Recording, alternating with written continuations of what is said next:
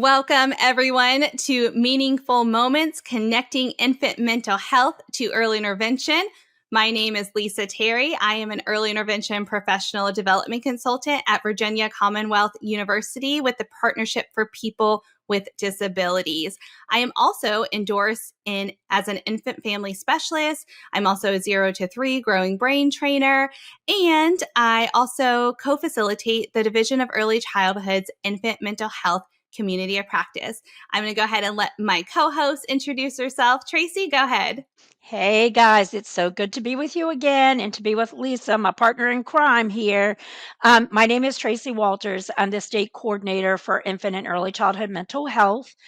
I'm also endorsed as an infant family specialist, and I just kind of oversee all things infant and early childhood mental health for Virginia. So lucky to get to work with so many of you guys in early intervention and in infant and early childhood mental health, CSBs, and all this great spaces that we're working with children and families.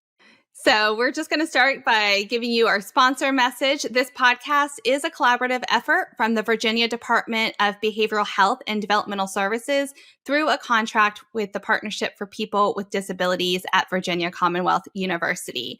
And let's talk about what we are going to focus on today. Our topic is we all have a role in infant mental health. So we're going to focus on the skills and strategies that anyone working with young children and families can do to really support the emotional well-being of all families.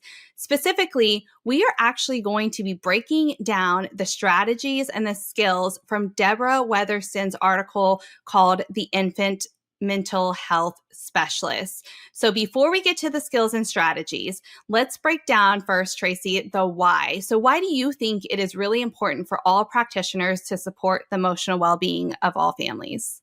Yeah, Lisa, thanks for the opportunity to talk about that because I think it's really important that we start with the frame of mind that this is not just for infant mental health practitioners to be thinking about, but it's for all of us to be thinking about. So whether you're an early interventionist, if you're in early childhood special education, you're in working in a preschool program, this is an important factor for all of us. Why it's important is this social emotional wellness that we're going to be speaking of and why we have a role in planning that. It's the foundation for all other learning. So if you were thinking about playing a game like Candyland or something where you have to get from A to B, right? If we don't start with those important pieces of like attachment and relational health for young children and families, we're not going to get to those other things that you may be identifying, right, as goals on those IFSPs and all those beautiful documents that we talked about in our last document that we have to get through in a day. It's really important that we're looking at that. It also validates for families that this is extremely important. I think it reminds me of when people talk about soft skills, like even in our grown up professional lives, people may say, well, he has a lot of math skills and she has a lot of scientific skills or whatever the skills are. But when people start talking about the soft skills for many years about like just how we are with other people, how we communicate, how we get into relationship, that was not really yielded as important for so many years. And now we're seeing how critical that is. And it's the same in this space, right? It's really the same. These skills really are the foundation for all other learning and health. Right. And the important thing to know too, I mean, because I feel like I hear all the time that I went to school to study, gross motor development. That's really my background. That's what I know. Or language, right? For SLPs or PTs or OTs, right? You have a specialized skill set, right? But what we have to understand is that social emotional development is going to impact every single domain. So it is going to impact cognitive. It's going to impact gross motor. It's going to impact those fine motor skills. It's going to impact your expressive and receptive language. And so we really need to make sure that we're understanding. So for example, let me give you an example. So a child that is just learning how to walk, for example, right? So they are just learning to walk. Sometimes kids need to build their confidence. You can see how that social emotional is impacting that child because they're scared, right? They're scared they're going to fall down. They're scared they're going to get hurt. They're scared they're going to fail. A lot of children tend to avoid tasks that they don't feel like they have the skills to do. And so we have to understand that piece so that we can really work on building that child's confidence first. So, yes, Tracy, did you have something to add Yeah, too? I was just gonna say, I mean, I think that is really true, and that as a professional team, right? That's why we have many disciplines on a team in early intervention, right?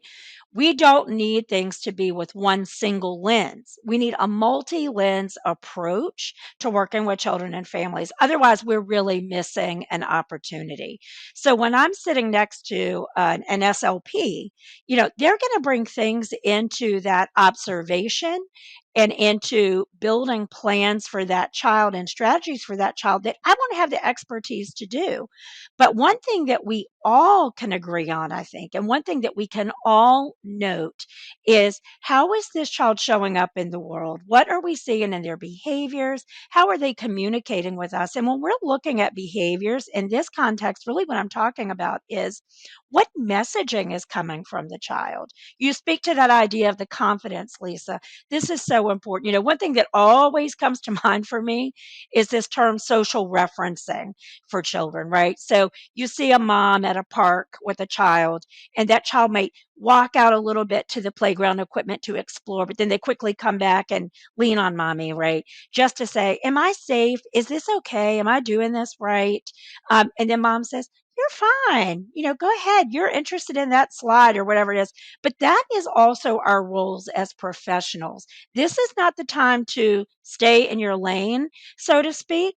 This is a time for us to be working collaboratively, across the disciplines to say, hey, we're all putting attention here and focus here, because it is that ground level of all of the domains we need to be pushing through to support this child. So absolutely, it's really critical that we're all using our best eye on that child and family. And each one of us, Lisa, has not only a specific skill set tied to our discipline of study, but also who we are as a human being and what experiences that we bring with us to the table. And I think it goes back to that, our way of being, again, as professionals. And that is, yours is just as important as mine. And it's important for us to hear each other on that level. Absolutely, Tracy. And thank you for bringing up that point. And you're right. I mean, I have honestly been so blessed, and I have learned from so many great providers over the years who have just mentored me, and I have soaked in everything that they're saying. And it's really just helped make me a well rounded provider too. And so I've just really appreciated just the perspectives that other people bring. And I think that's what you always need to bring with you, right? Is just this desire and yearning to continue to learn and grow from everybody, because they all have something that they bring to the table, some knowledge, some experience that you can learn from. Yeah, and I think the other part of that too is, we kind of mentioned in the last episode about just kind of staying open and curious. That's one thing we always want to do as professionals. We really want to make sure that learning is a lifelong process for us as well. The moment that we start closing out other people's thoughts, opinions, and professional expertise, or their human experience that they bring to these relationships in early intervention and infant mental health, is the moment that we are losing opportunity for that child and family. So I think there are some strategies that we can kind of use along the way. It's not that we're going to agree, right, completely with everything that's being said, but I think what we can do is acknowledge what others are sharing, and also use statements like, tell me more about that, when someone shares an idea or thought that they have about something that they're seeing. And again, one of those really dig your teeth in statements in infant and early childhood mental health, which is that, I'm wondering. I'm wondering, what do you think this mom is seeing when she sees this child do this? And grabbing that information from all these multiple disciplines. I mean, do you think those kinds of things are effectively? Absolutely, Tracy. And it's so funny because I will even say, even though I've been in the field for many years, even people that are just coming into the field as new early interventionists, I learn so much from them too, because they have this new knowledge, right? From when I went to school of how they're looking at things and how they're, problem solving and what they're observing and what they see and what they're sharing. And so I just think, you have to just make sure that you are valuing everyone that is really working in this field because they all bring something different. Let's now really get into those skills and strategies. So, there are actually 10 that Weatherston really describes in her article that are not unique to the infant mental health specialist. So, what does that mean? That means that we all play a role, right, in supporting families. And so she describes all of these skills as relationship building, informal and formal observation of a young child's development, guided interaction and parental support, and reflection. So let's get into the first one. And that is building relationships and using them as instruments of change. And it's so funny because the first thing that I think of is the coaching interaction style when we're thinking about this, right? And how we're supporting families, because first we have to establish that trust, right, with the families. And so they have to trust us and we have to trust them, right? Because what we do know is that families are going to be the one that really helps that child progress. They're with them all the time. They're able to give them as many learning opportunities as possible. And it makes me think of just recently, for example, I had this family and she wanted to work on her joint plan of like citing more with her child and within those routines and activities throughout the day, right? And so I was following up with her, like, how's that going? And she was like, telling me about how he said, Mama, and he threw his plate down when they were all eating dinner together because he wanted more food. And I was like, well, what did you do then? And she was like, well, then I just got his plate, went and gave him more food. And I was like, well, let's think about your joint plan. And you were talking about, really helping him to sign more or eat. So what could you have done? She was like, oh, I missed it. I missed the opportunity where I could have signed. I was like, yes. It's like, but don't beat yourself up about it because you're going to have those times, but we're going to just create an awareness, right, of adding it more. And that is where we want those families to really reflect on it and be those instruments of change for their child. Yeah, Lisa, I love those like concrete examples, right? Because that brings us all back to time and place with families where we're like, oh my gosh, yeah, I had that experience with a family and a child, or I've had that experience with my own child, right? So it really does help us click into the moment and also think about strategies that we can help with families as we go into the work. But one of the things I want to unpack that you were just talking about is this idea of parents as, first teachers. And I think this is really important that we keep this in mind when we're working with children and families because one thing is we may go in and we may have one visit a week with them or two visits a week or whatever our plan is looking like for that child and family. That is no way going to cover all of what needs to happen with children and families, right? These parents or grandparents, whoever's in that caregiving circle, they are with the child 24/7. So it is our role to really make them feel empowered in working with their child and making sure that they understand what their role is in all of this work. That's just a really critical thing for us to make sure that we're really supporting that relationship that they're having, and thinking of all the different strategies we can use to kind of build that for families. Yeah, you're right, Tracy. And it's so funny because one of the things I continuously talk to families about are learning opportunities because I really want to kind of like just make this a natural thing for them where they understand it and they get it and they realize that the 5 times that we practice, signs or practice, play skills or whatever it is that we're practicing well, I'm there compared to the 105 times that the family has throughout the week is just so different, right? Because what we do know about children and brain development is that they need repetition, repetition, repetition. You can't give a child repetition for your 1 hour a week, if that's how often you see them. And really, what it is, the family can, right? And so we have to really explore that with families, really emphasize the importance of increasing their learning opportunities and that brain development and repetition too, and really help them in understanding why that's so important. Yeah, Lisa, and I think one of the things we talk about in all things birth to six, right, is routine, routine, routine, and consistency.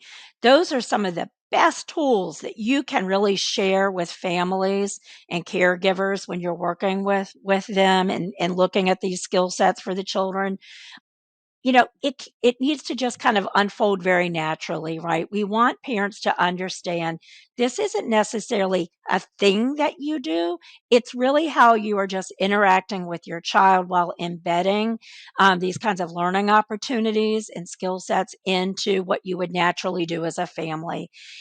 Eating dinner, right? You were just talking about the plate going on the table, eating dinner, watching a movie, taking a walk, getting in the car, like those transition pieces can just be chaotic times for all children and families, but even using those as teachable moments for children. But when we're also talking about that, we need to look at the different levels of this too, this relationship building.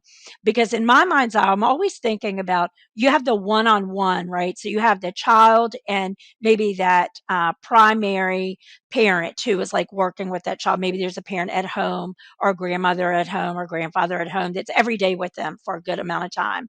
So we look at it from the one-to-one relationship. Then we're also looking at it from the expanded family relationship. So what is the role for the entire family in building these relationships? And then, if we were looking at like social determinants of health and getting into that kind of thing, we also have to think of it more on a macro level. Like, how is the community also building relationships? What's this family's relationship with the community? So there's so many things to be thinking about, but the best place for us to really begin that, Lisa, just like you're saying, is that relationship with that family, helping them to understand and be empowered that they are the first and most important teacher of that child. And like you have said before, I know we've discussed before, we only have them for 3 years in early intervention. So whether you're in early intervention and then they move to, like pre-K or other systems, you have a short window of time to build this. So we really want to get in there and do all that meaningful work, as quickly as we can. Yes. So, first one, right? Building relationships and using them as instruments of change. We all have a role in this. Second, meeting with the infant and caregiver together throughout the period of intervention, which is why I love early intervention, honestly, because we are directly working with families, we're including caregivers. But I would even push us a little bit further to think about who are the other caregivers that should be involved, right? Because often what happens is we go in and we are just supporting whoever is in front of us. But how does that translate? So, like for me, one thing that I always like to do, I always like to find out who else is supporting this child, who else is important to this family. And so, whether that's grandma, whether that's, the mother or father that's not there at the moment, whether it's an aunt, whether it's the child care provider, I want to make sure that we're including everyone in this because we do need to make sure that anybody else that is also taking care of this child, that they're also incorporating some of those strategies, right? And that they feel comfortable and confident doing that and finding out what are their concerns too for this child. Yeah, absolutely. I think by saying that, Lisa, the other thing that I'll point out is when you do that kind of survey with a family, this is an important part of that intake process, right? I mean, this is really valuable information to have because one of the things that you're able to identify in that is what is their social capital?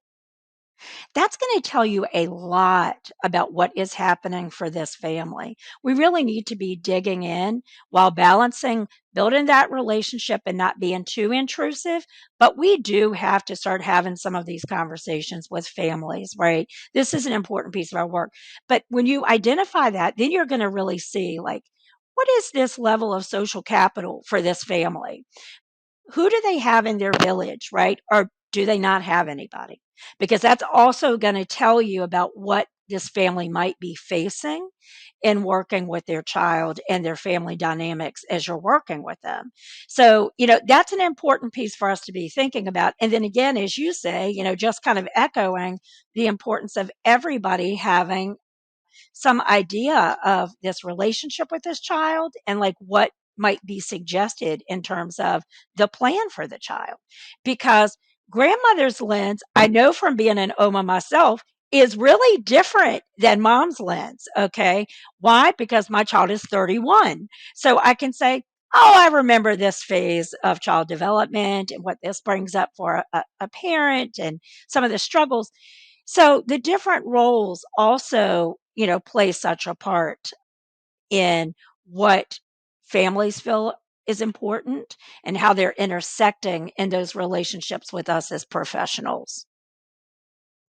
Absolutely, Tracy. And so that's the one thing that we just want you to consider. What are the other relationships? Who are the other caregivers that should be involved in services? Because everybody does have a unique relationship with that child, and we want to make sure that we are bringing in all of the different perspectives because we need to understand that family as a whole, right?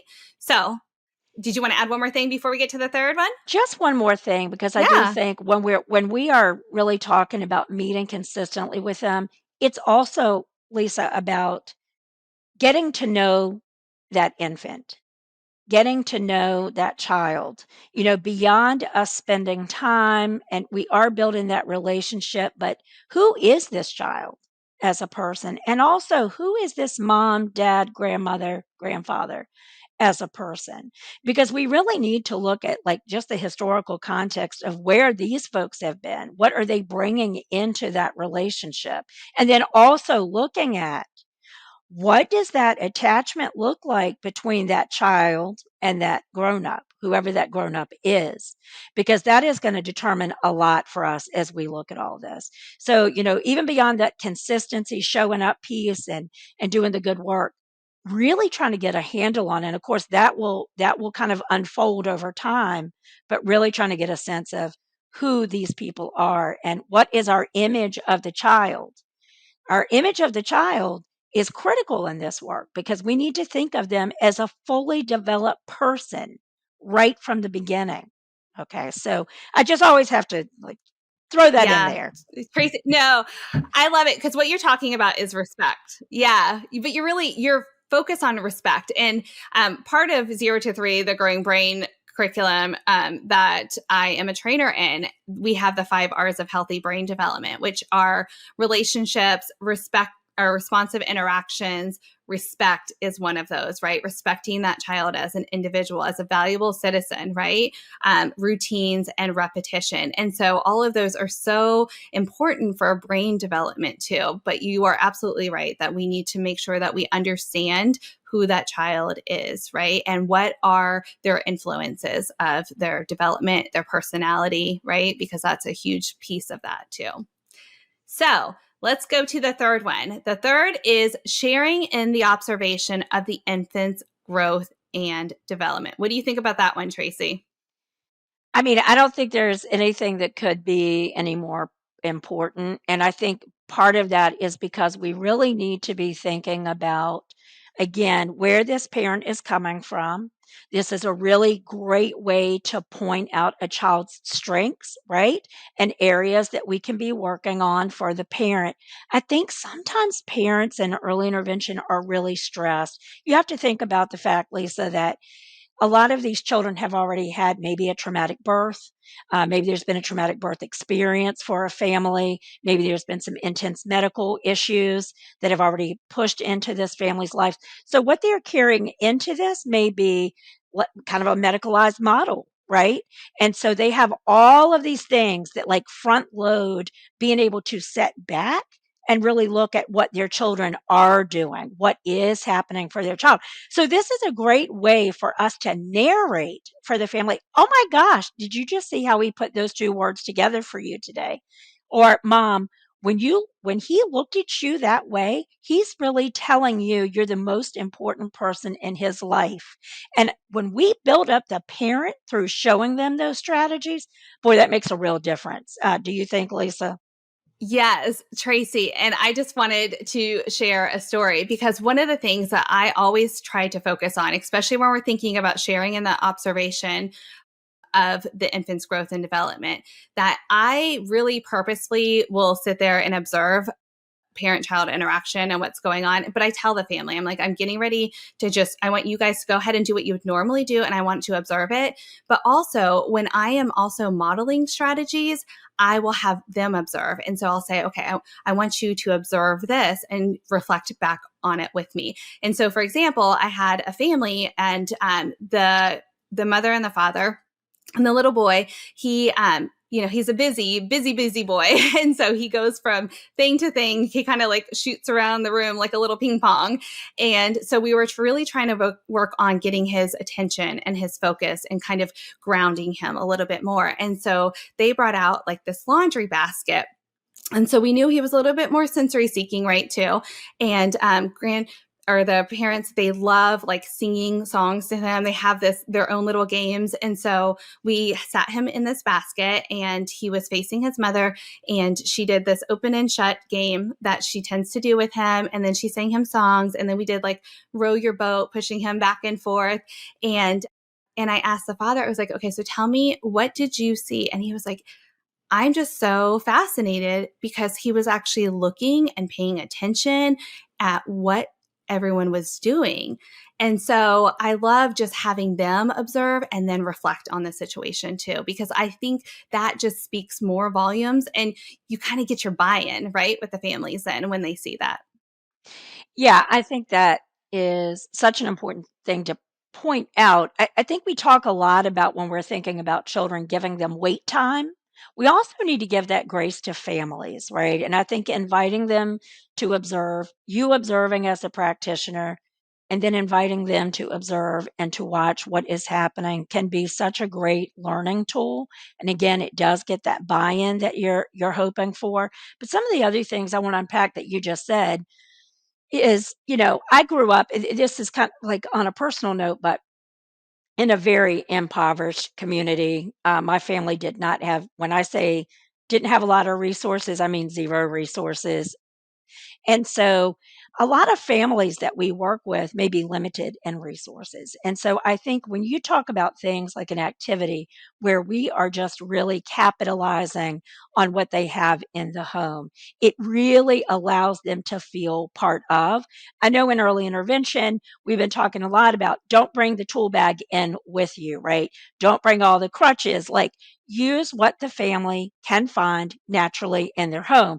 This takes some creativity, it takes some ingenuity, but it opens up this space for families to feel worthwhile and make them feel like what we have is good enough. And what we have to bring to our child, we can accomplish whatever we need to in the relationship. It doesn't have to be tied to fancy equipment or something I can't afford or whatever. It's just, this is what we have, right? And we want to keep that space for families.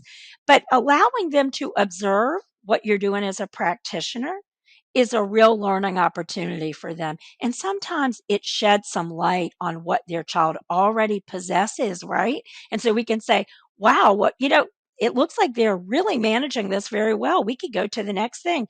What would you guys like to see come up next for your child? And really making them part of that planning process is so important. Absolutely, Tracy. And I think, that is really the purpose of early intervention. We don't want to bring in all of these fancy things. We want to really meet families where they are and work with what they have. I've had so many people ask me all the time, well, what do you do when the family literally doesn't have anything? And I'm like, well, what do you think that they should have? And why do you think that they should have it?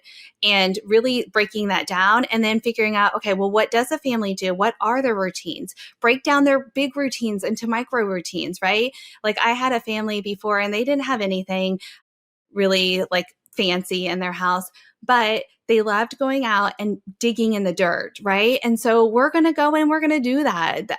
I just want to support them in what they're already doing and how I can build that up, because that's what's going to increase those learning opportunities. We don't want to give families like additional work, or you need to go and do this, or you have to spend 10 minutes on the floor with your child every day. Like, we need to be very realistic and understanding of the pressures that we're putting on families too. Yeah, I think so. And I think that sometimes if we bring things into the environment, for example, it puts this undue burden or pressure on a parent that, well, maybe this can only be accomplished if they bring this, walking toy, or if they bring this puzzle, or if they bring, whatever, with them. And we don't want to limit their thinking about what can be accomplished, just by what they already have. But even equally important to that is anything can be accomplished in the context of this relationship and attachment, right? And that is the thing that we've got to be looking at, is that really needs to come. You can do so many things with so little materials, just being engaged with your child and modeling that for these parents as we go into these spaces, and also helping them label it when you see it occurring, between this child and the parent. Because, Lisa, they may be coming from a background where they didn't have those kind of experiences. So it might be the first time they're hearing this. We work with hundreds and hundreds of families. This might be the first experience for this family. So whatever we can kind of share with them in that moment is really important. Right. So we want to make sure we're promoting those positive parent-child interactions. And then let's get on to the fourth one. So that is going to be offering anticipatory guidance to the parent that is specific to the infant. And this is very, very important in my opinion, because I think that we need to make sure that we are continuously saying, this is what your child's doing now. This is what's coming next. This is what you can expect. This is how you can enhance that, because we can't assume that the parent or the child or the caregiver already knows how to support that child, or what child development is for their child, because they're really going to base that off of their own experiences, their own knowledge that they've had before. And so we want to make sure that we are educating families about what to do next, what can they expect, what can they anticipate, right? No, I think that's brilliant guidance for all of us to kind of remember. A funny story is when my daughter had her son Elliot, one of the things she said to me when things would come up, she would say to me, well, Mom, if you didn't have someone like you who works with this kind of work, where do parents go for their information? And I was like, it's a great question for us all to be thinking about, because it comes from all over. I've been considering this idea of the Google parent, right? Because we've gotten so routinely going into, I'm just going to Google this. And, we're so lucky that we have technology, Lisa, that we can kind of use for a quick question or a quick resource. But we also have to be very cognizant of, what is that source? Is it a reputable source, or is it just somebody throwing something out there? Because that can be very dangerous for parents. One of the resources we want to always refer parents to are the milestone checkers, right, with the CDC. That's a great tool for parents to be using. And also they're professionals that they're working with every day. But keeping in mind, where is that parent getting their information is important to remember. Don't you think that's one of the things we need to be tuned into? Yes. And I'm just going to like really break down why I think that's important. I think that, what we can bring to the table versus Dr. Google is we can individualize it to that family. So for example, I had a family before and they were asking me, because their child is really just starting to like mouth everything and they're banging things together. Like that's their play skills. And they asked me, they're like, well, what level is he at? And how can, what can we do? And, and this child had a significant delay. And I was like, okay, so what we can start to see next is we really want to see him start to, functionally play with items, right? We want to see him start to put things in and out, start banging things, start bringing his hands together a lot more. And I was like, well, show me, like, what is it that you're doing right now with him? And they brought out this like big container bin that had all these little stacking like texture pieces or whatever, which are, great. They're so great, but not at his level. So what we did was we dumped them all out. And then we took other little items and toys that he had and put them in this big clear container that it was all in, because if we were to give him those other little pieces, he's just going to keep mouthing them because of the texture. And so we switched the items out so that way he can really practice, putting in and out and getting a big spoon and stirring it. And so just playing with things in other ways. And so we're going to really individualize that experience for the family on using what they have and the resources that they have. And then we're going to expand and say, okay, this is what we can start working on next. Yeah, and along with that, I know in a lot of the coaching that I've done with early childhood educators, one of the things I really find important, whether you're working with a professional or a parent, is that we're helping them to understand why we're giving them this guidance, why the things that we're pointing out are important to the process between them and the child, and also the development of the child, right? So when we're giving them, some guidance about maybe you want to start with 5 pieces instead of 25 pieces, right? Because I think as parents, a lot of times we want to we have all of these things, we have all of these things for our child to work with, and they work so hard to provide their children with what they need. But again, we want to make sure that we are meeting that child where they are so that they can grow and we can let them be successful. So we always want to meet them where they are so they can build on those successes.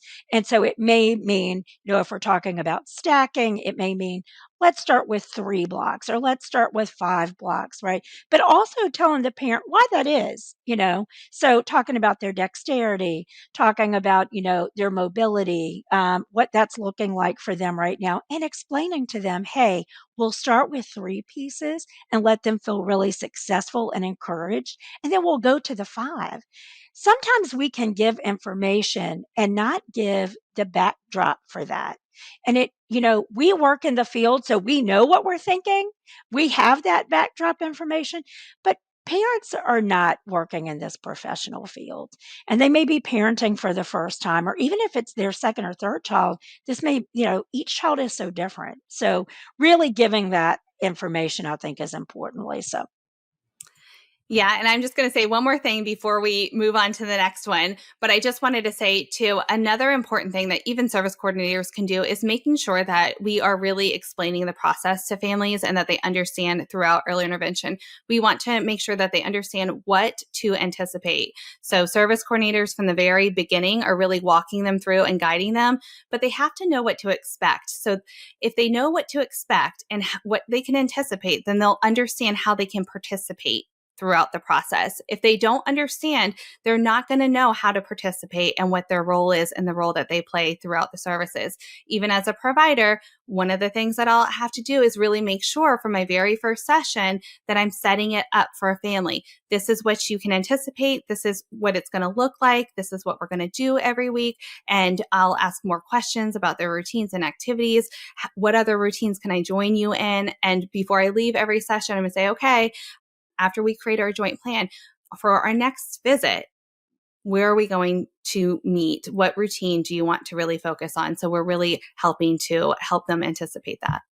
Yeah, that's critical. And just a quick note on that. I think what you're doing is giving a family a gift, Lisa, when you do that. Mm-hmm. We may know the processes very well, but they are new to this. They are new to this Mm-hmm. process. And so it really minimizes the stress for a family. It's kind of like if you go to a different country and everybody is speaking a different language and you're like, I have no idea what's happening right Mm-hmm. now. And you've already had a lot of stressors before you started that process. It's brand new. Anything we can do, and these service coordinators, you are right, are so critical, and so are the practitioners in saying, this, we're going to take you from A to Z, and we're going to keep this consistent for you, and this is what that's going to look like. You really minimize the stress for that family, allowing that family just to kind of unfold in the process and concentrate on their child, which is our goal. That's where we want their headspace to be, in just being present with their child.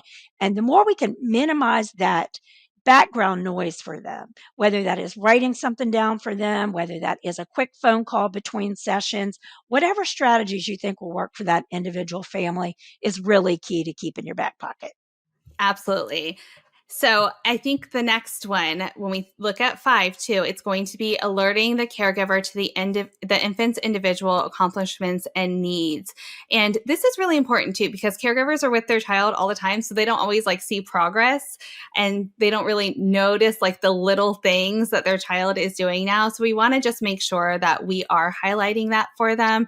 I know we kind of mentioned this earlier too, but I just wanted to say to make sure that, we are just pointing things out. Like, this is what I'm seeing now. What are you seeing?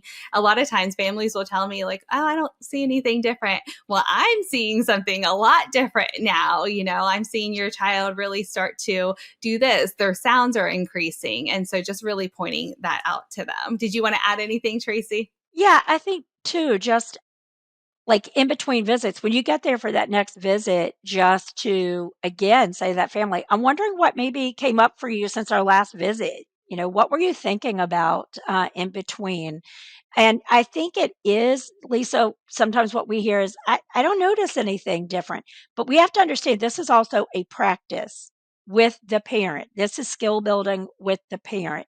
It can be kind of frustrating or disappointing if we feel like families are not seeing it, but you have to understand they have a lot that they're trying to take in throughout this process, and they have other children, they have other things going on. So I think always giving them that opportunity, but then also having something on the ready that you did notice. And of course, as we said, although it can be stressful, that documentation, right, is so key, because that does trigger for you also amidst your huge caseload, right, of what was happened for this individual family. Right, because we are documenting ongoing assessment, right, too, in our notes. So we want to make sure that we are highlighting that. That's a very good point. So let's get into 6. So that is helping the parent to find pleasure in the relationship with the infant. And I think with this one, the biggest thing is that a lot of pressure can be put on these families because they know their child has a delay. They might be feeling some kind of type of parental guilt about it. And so they can be putting a lot of pressure on themselves. And so they might tend to think that they're going to treat the child more than just enjoy, those interactions that they have. And so you want to just do things that make them laugh and find pleasure in that. Like, what are your favorite activities to do with your child? What makes your child laugh? Like, let's just really engage in that. Like, I've had a family where they just do, like, she tickles, her son, and he like loves it and soaks it up, and he is like laughing the whole time. And so those are the things that we really want to promote when we're thinking about that. Yeah, I think that what comes to mind for me is, when we have families who are, have children with delays and disabilities, a lot of times there's so many practitioners who are coming in and out of the home. And I've worked with a lot of children with autism before, and they go from one appointment to the next appointment to preschool to another appointment. And I've had many conversations with those families about, well, when are you just with your child? And what do you guys do for fun? And I think it's really important to ask those questions.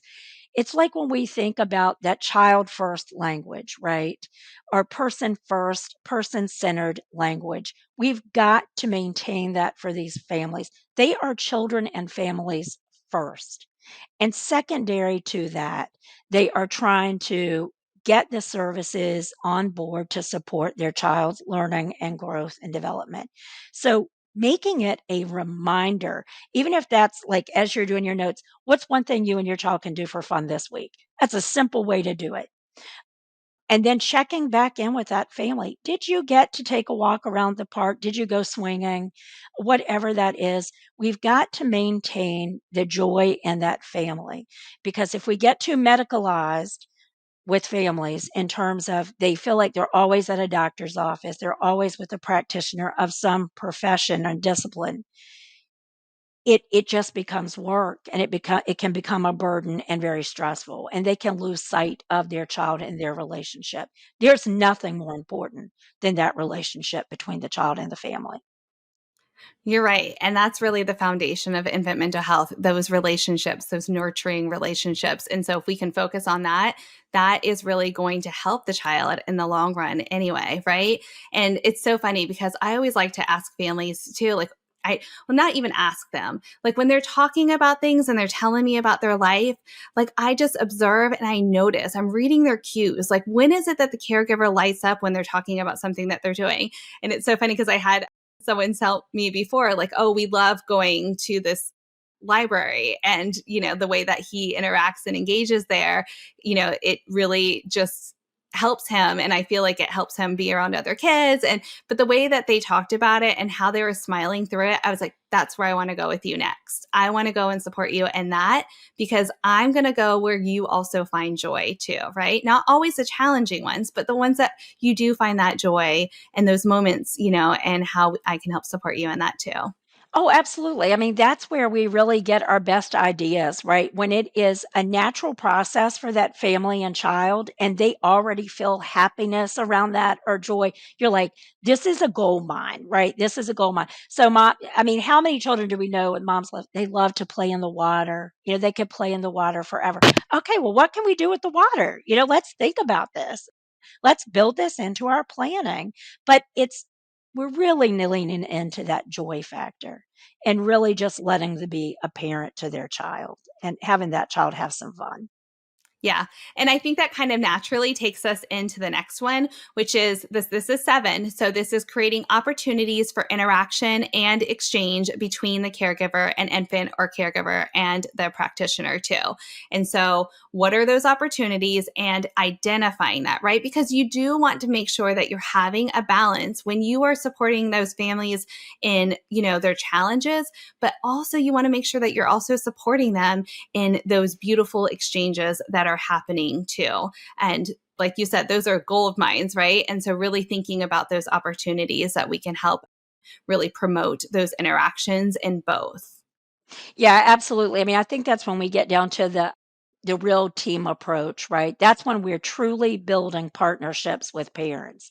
And as everybody knows, that's always been, just like the front piece of the work that we do as interventionists and practitioners is really just working as partners with these families. So what that looks like can be determined in a balanced way between the professional and that family.